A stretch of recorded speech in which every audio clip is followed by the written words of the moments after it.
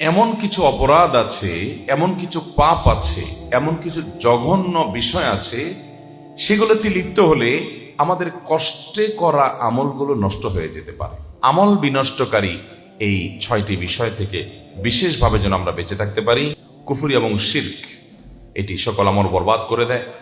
রিয়া বা লৌকিকতা, মানুষ দেখানো আমল করার প্রবণতা, এটাও বান্দার আমলকে, যে আমলে রিয়া, মানুষকে দেখানো, মানুষের কাছে বাহবা নেওয়া, দুনিয়ার মানুষের কাছে প্রশংসা কুড়ানো ইত্যাদি, দুনিয়ার ধান্দা থাকবে, এগুলোর ওই আমলটা বরবাদ হবে, ওইটার সওয়াব আল্লাহর কাছে পাওয়া যাবে।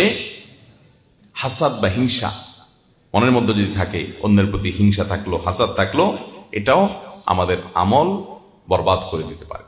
4 নম্বর, নবী করিম সাল্লাল্লাহু আলাইহি ওয়াসাল্লামের প্রতি বেয়াদবি, তার প্রতি আপনার অসম্মান, তার সুন্নাহকে তাচ্ছিল্য করা, পাত্তা না দেওয়া, নবীজি সাল্লাল্লাহু আলাইহি ওয়াসাল্লামের প্রতি বেয়াদবি হয় সেরকম কোনো কিছু করা, অথবা নবী সাল্লাল্লাহু আলাইহি ওয়াসাল্লামের বিরুদ্ধাচরণ করা, নিয়মিত তার সুন্নাহকে একদম মেনে না চলা, তাকে ছোট মনে করা, হেয় মনে করা। আজকাল অনেকে আছে, আহলে কোরআন বাইর হয়েছে, হাদিস মানা লাগবে না, পাত্তাই দেয় না। তো এগুলো মানুষের আমলকে বরবাদ করে দিতে পারে। আর একইভাবে একজন মানুষ তার আমলকে বরবাদ করে দিতে পারে সালাতুল আসর তরক করা, আসরের নামাজ তরক করা। আসর নামাজের বিশেষ যত্নবান থাকতে হবে, এটা আমল বরবাদ করে দেওয়ার মতো একটা বিষয়। সেটা ওই শুধু নামাজের আমলটাও হতে পারে, অন্য ব্যাখ্যাও হতে পারে।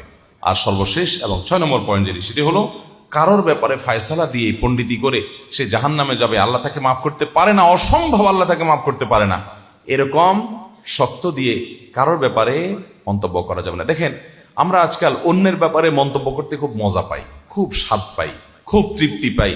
কেউ মারা গেল, কাকে জাহান্নামে পাঠাইতে পারলাম, কাউকে গোমরা কাফের ফতোয়া দিতে পারলাম, সে পথভ্রষ্ট বলে দিতে পারলাম, এগুলো বললে আমাদের কাছে একটু ভালো লাগে, তাই না?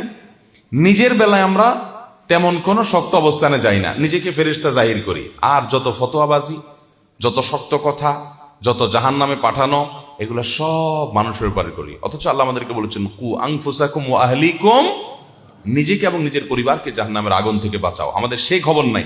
আমরা আছি গোটা দুনিয়ার মানুষের কন্ট্রাক্টর নিয়ে, ওর পিছে লাগা, ওর ছিদ্র অন্বেষণ করা, ওর দোষ ধরা, ওরে গোমরা ফতোয়া দেওয়া, ওরে কাফের ফতোয়া দিয়া, মানুষের পিছনে শুধু লাগে, নিজের সংশোধন বা আত্মশুদ্ধির খোঁজ খবর আমাদের নাই। আল্লাহ তাআলা আমাদেরকে সৎ এবং নেককার মানুষ হিসাবে দুনিয়া থেকে যাওয়ার তৌফিক দান করুন, এবং আমল যতটুকু আল্লাহ করার তৌফিক দিয়েছেন এগুলো যেন বরবাদ না হয়, এগুলো যেন নষ্ট না হয়।